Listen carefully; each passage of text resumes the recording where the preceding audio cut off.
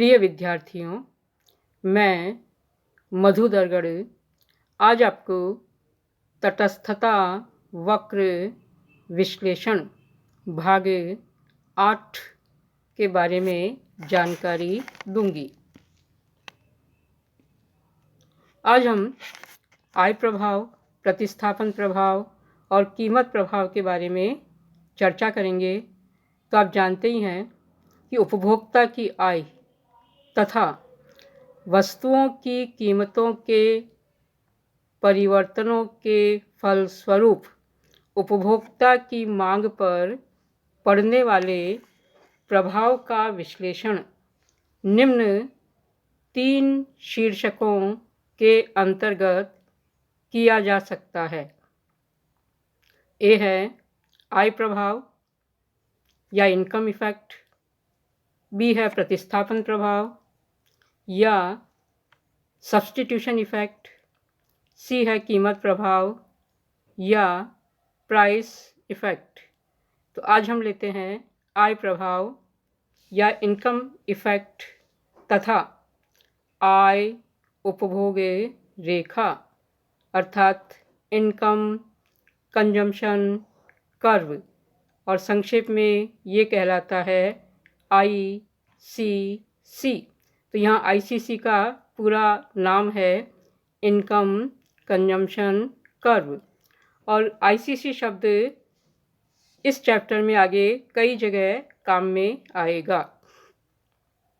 तो आय प्रभाव मांगी गई मात्रा में परिवर्तन है जो कि केवल आय में परिवर्तन के परिणाम स्वरूप होता है, जबकि वस्तुओं की कीमतें स्थिर रहती हैं।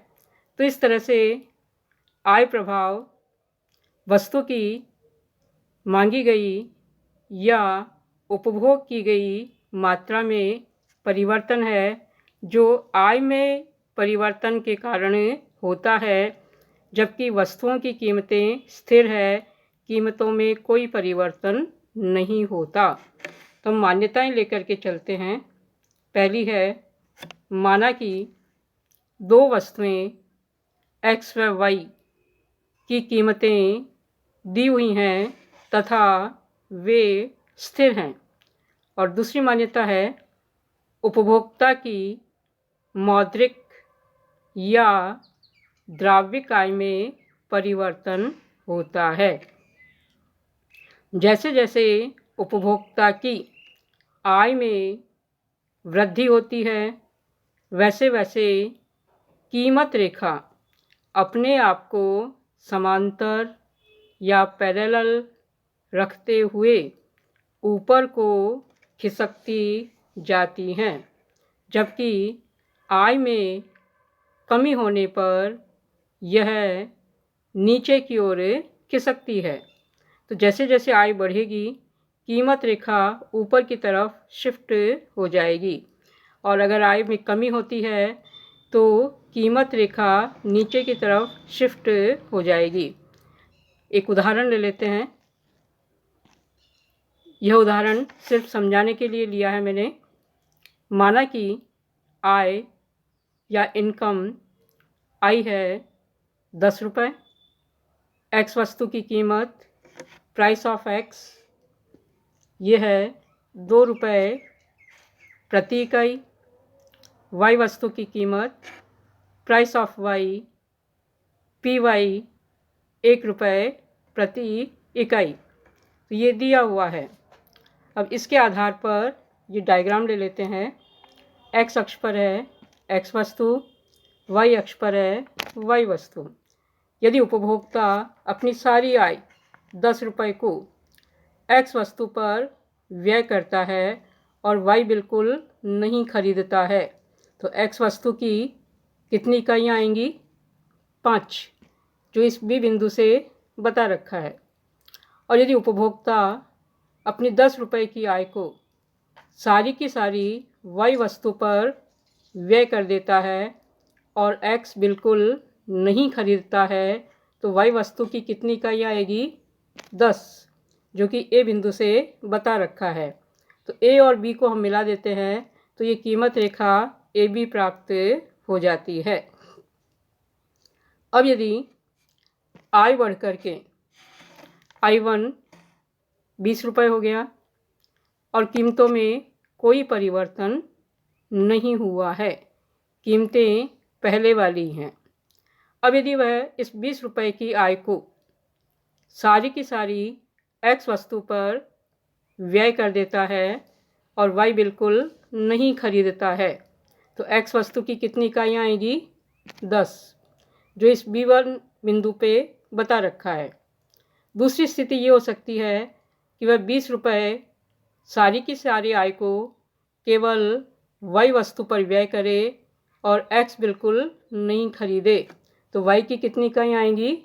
20, जो इस A1 बिंदु से बता रखा है। तो दो बिंदु हैं A1 और B1। इन दोनों A1 और B1 बिंदुओं को मिलाएं तो हमें A1 B1 कीमत रेखा प्राप्त होती है। तो साफ जाहिर है कि जैसे ही आय बढ़ी, कीमत रेखा ऊपर की तरफ शिफ्ट हो गई है और ये समांतर है क्योंकि कीमतों में कोई परिवर्तन नहीं हुआ है। अब यदि आय और बढ़ जाती है, आय बढ़ कर के I2 30 रुपये हो गई और कीमतों में कोई परिवर्तन नहीं हुआ है। अब यदि वह सारी की सारी 30 रुपये की आय को केवल एक्स वस्तु पर व्यय करता है और वाई बिल्कुल नहीं खरीदता है, तो एक्स वस्तु की कितनी इकाइयाँ आएगी? 15, जो B2 बिंदु से बता रखा है। दूसरी स्थिति यह है कि वह 30 रुपये की आय को सारी की सारी वाई वस्तु पर व्यय कर दे, एक्स बिल्कुल नहीं खरीदे, तो एक्स बिल्कुल नहीं खरीद रहा है, तो ऐसी स्थिति में वाई वस्तु की कितनी इकाइयाँ आएगी? 30, जो कि A2 बिंदु से पता चलता है। तो हमारे पास में दो बिंदु हैं A2 और B2, इन दोनों को मिला देते हैं तो तीसरी कीमत रेखा A2 B2 प्राप्त हुई है। तो जैसे जैसे आय बढ़ रही है, कीमत रेखा ऊपर की तरफ शिफ्ट हो जाती है। लेकिन आप ध्यान दीजिए, यहाँ कीमत रेखाएं समांतर रहती हैं क्योंकि एक्स तथा वाई वस्तुओं की कीमतों में कोई परिवर्तन नहीं होता है। कीमत अनुपात PX/PY समान रहता है। दूसरे शब्दों में कीमत रेखाओं के ढाल समान रहते हैं। जो ढाल AB का है वही ढाल A1 B1 का है और वही ढाल A2 B2 का रहता है। तो कीमत रेखाओं के ढाल समान है, ये एक दूसरे के समानांतर रहती हैं। तो ये जो उदाहरण मैंने यहाँ आपके लिए लिया है, ये सिर्फ आपके समझाने के लिए मैंने लिया है। बाकी संक्षेप में आप ये लिख सकते हैं कि जैसे ही आय बढ़ेगी, कीमत रेखा ऊपर की तरफ शिफ्ट हो जाएगी। अब हम लेते हैं आय उपभोग रेखा, इनकम कंजम्पशन कर्व, और संक्षेप में ICC। यहाँ ICC का पूरा नाम है इनकम कंजम्पशन कर्व। डायग्राम ले लेते हैं। डायग्राम में एक्स अक्ष पर है एक्स वस्तु, वाई अक्ष पर है वाई वस्तु। तीन कीमत रेखाएं हैं AB, A1 B1 और तीसरी है A2 B2, और तटस्था वक्र भी तीन ही है, IC1, IC2 और IC3। अब आप डायग्राम में देखिए, AB कीमत रेखा IC1 को E बिंदु पर स्पर्श करती है, तो संतुलन का बिंदु है E। जो दूसरी कीमत रेखा है A1 B1, यह IC2 तटस्थता वक्र को E1 बिंदु पर स्पर्श करती है, तो दूसरा संतुलन का बिंदु है E1। अब तीसरी कीमत रेखा है A2 B2, यह IC3 को E2 बिंदु पर स्पर्श करती है, तो संतुलन का बिंदु है यहाँ पर E2। तो हमारे पास में तीन संतुलन के बिंदु हैं E, E1 और E2। यदि इन तीनों संतुलन बिंदुओं को मिलाते हुए हम एक रेखा खींचें तो हमें ये रेखा प्राप्त होती है जिसे हम कहते हैं आय उपभोग वक्र या इनकम कंजम्पशन कर्व। तो वापस समझ लीजिए, तीन संतुलन बिंदु हैं E1 और E2।